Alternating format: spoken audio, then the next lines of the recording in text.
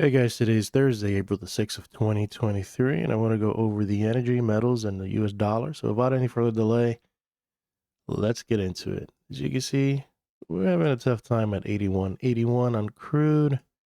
There's a pivot of 82.66, kind of just resting there. You see the 4 hour just kind of going sideways and losing a little momentum as of now. So as long as we can hold 79, 72, it's just going to consolidate. But if they're going to push it down and get some stops, that could possibly happen if we're going to stay here for a while. Let's see. I guess I figure go cover Brent. Pretty much the same thing. Let's see if I can get out of here. Easy. Yeah, pretty much the same thing. 83.49. Squeeze play already setting up on the 4 hour. And just kind of resting here. We don't have a pivot high, but it hasn't even kissed 87.04. Let's go back to RBOB. Now testing that high, it's kind of pulling back. 282. And RBOB looks pretty strong compared to crude on the 4 hour, so that's good. Well, you got a pivot high at 282, but it's up there, and it looks like it could continue going higher. Natural gas, interesting play here. Everything looks like it's ready to take off. You just got to wait for price action to confirm it. Right now, it's consolidating within the 4 hour. You can see the levels 224 all the way to 201. Yep, 201. And you see that we are in a squeeze play. So there's pressure building. And as of now, it looks like the pressure is to the upside. When these bars start expanding up while it's red, these dots, once you get the green, that means that the explosion is to the upside. So we're just waiting for price to confirm that, take out 224, 225, and push higher. And it's going to probably be somewhere in this mid range right there, around 230, 230, 240 around there. And then eventually maybe test 3. Heating oil, kind of just basing here. Nothing really interesting besides that it's in a squeeze play. And the 4 hours fine. Let's go to the metals real quick. So far, gold is still, trending higher, pushing. But I want to say keep an eye on the dollar. We'll look at the dollar. And then the 4 hours just kind of going sideways. You got 224 low and 249 high. And that's kind of where the range is. And looks like same thing like with crude, where it just started to kind of get, weaker and slow. But it's above 214, so that's good. That's like your support up there. Silver, same thing, kind of hovering around here at a 2480, 2482 is support, and it looks like it wants to push higher. This one is actually stronger than gold. You can see that the 4 hour is still, trending like it wants to go higher. It wants to push higher, so that's good. You can see a little weakness here, but so far it's still looking good. Copper, 407, 408. Now we are back below it, kind of chopping around. It's just oscillating, still in a squeeze play. And right now it's just kind of weak, so it's undecided yet where it wants to explode. But so far it's on the positive side. But depending how you look at it, here is kind of on the positive, but here is kind of on the negative regards to price action. The 4 hour looks like I got a nice pop. May want to go back and stay in this range right here of 410 all the way to 402, and kind of still smack in the middle around 407, 408. What is this? Platinum. Looks like it wants to break out, but just kind of hesitating here. You can see that this big sell is coming in. And the support, you got 1004 all the way to 1036, just kind of oscillating here on the 4 hour, but it wants to break out. and the squeeze play is still on the daily. You're making higher highs and higher lows, so that's good. Let's see. That's platinum, palladium. Looks like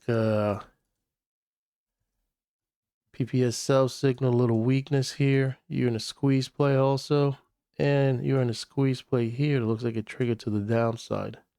That's how you got this big sell-off. So it looks like it maybe wants to push lower, or maybe put pressure to the downside. But it's in the range, 1532 all the way to 1333, and it's kind of like smack in the middle. Now with a little weakness. We're gonna go to the dollar real quick, because I'm watching some things. I haven't done some of my real hardcore analysis on the dollar. Let's see. Let's open this up a little more. Let's close this here.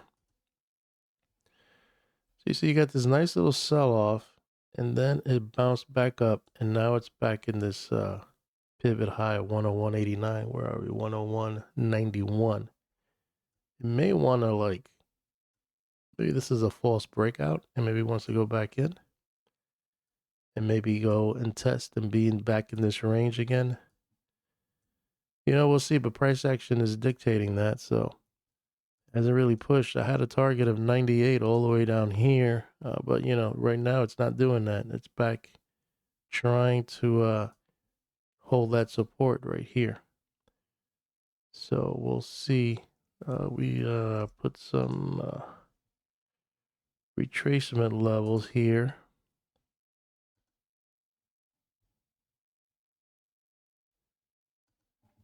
Let's see, maybe open this up a little bit. Actually, open it up way much bigger than this.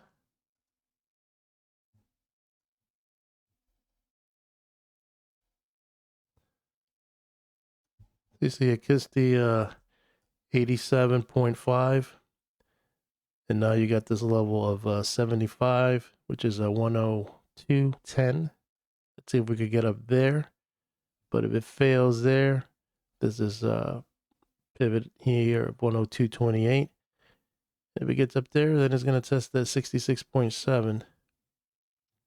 And maybe eventually want to go to, center of gravity from this range right here. If that's the game plan, and see what's going to happen there. If it's going to stall and then go down, or it's just going to lose energy somewhere around here and then continue going down and go to the target that I'm, guessing is going to go, which will be 98 down there. So, we'll see on that. I wanted to do natural gas just to show you some levels here. Let's see, trade chart.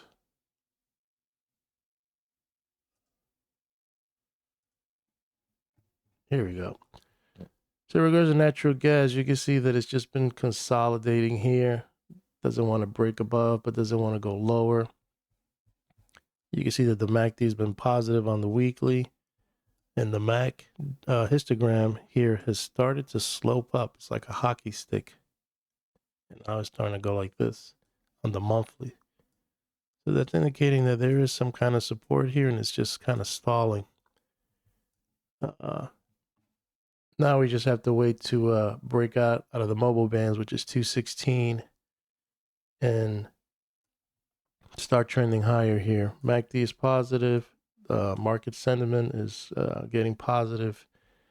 And you can see the battle starting from March the 28th, the back and forth. The Bears, the Bulls win. The Bears get it, kind of flat. The Bulls get it. The Bears get it, kind of flat. And we'll see how today will close, but that's pretty much the battle zone. Well, I don't want to make this video too long. Just kind of want to give you my thoughts. There's one more thing I wanted to show you. This one. This is my midpoint chart. So you can see that right now, like levels you want to keep an eye on is 213. That's the midpoint here. And we're just kind of oscillating back and forth. We made a high up here yesterday, and that's our high, 219, which is right here. As long as we could hold 213, and that's on the daily, and this is the weekly, 212. So it's going to be kind of oscillating back and forth here, but if it could just break out, targets to the upside would be 224. That was the last high from last week. 230, I think we're going to have a really tough time at 230. Looking at the volume profile, there's a lot of resistance up here. Anyway, 230, 234 is going to be rough.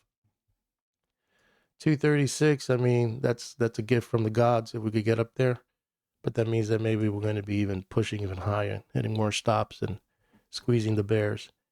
But that's what I'm seeing here. Now, if it's to the downside, 207 is support, 203 all the way to 2.